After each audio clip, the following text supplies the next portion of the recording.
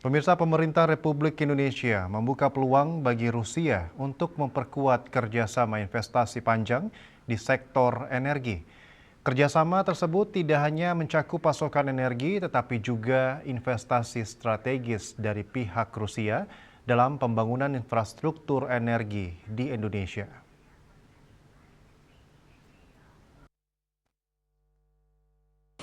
Menteri Energi dan Sumber Daya Mineral Bahlil Lahadalia dalam keterangannya di Istana Merdeka Jakarta menyebut bahwa langkah tersebut merupakan tindak lanjut pertemuan antara Presiden Republik Indonesia Prabowo Subianto dan Presiden Federasi Rusia Vladimir Putin di Moskow pada Senin 13 April lalu.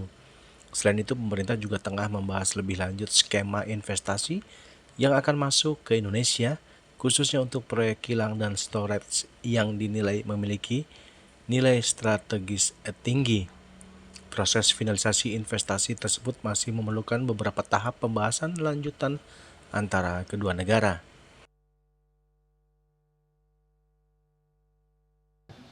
Alhamdulillah, hari ini saya melaporkan kepada Bapak Presiden atas arahan dan perintah Bapak Presiden.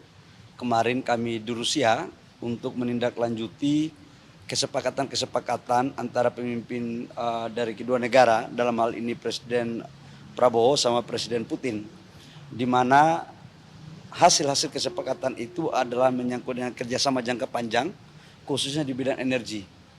Kita tahu bahwa konsumsi daripada BBM kita satu hari itu 1,6 juta barel per day, dan lifting kita hanya kurang lebih sekitar 600 sampai 610 ribu barel per day.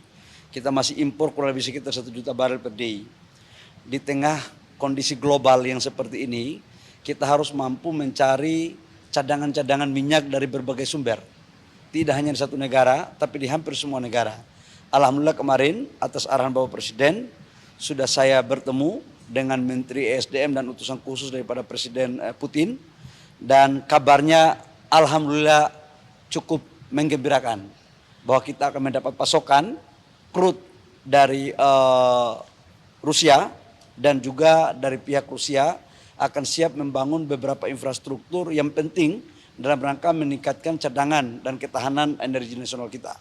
Selain itu, kita juga melakukan komunikasi terkait dengan LPG.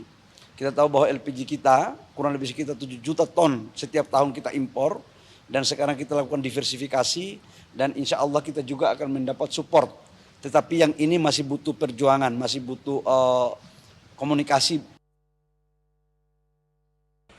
Bahlil menambahkan kerjasama ini menjadi bagian dari strategis pemerintah dalam mendiversifikasi sumber energi sekaligus memperkuat posisi Indonesia dalam menghadapi dinamika global.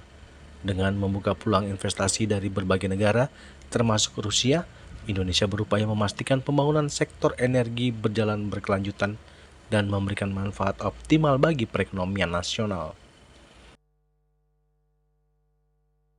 Dari Jakarta, Juli Swaharta dan Ketut Sumadiasa melaporkan.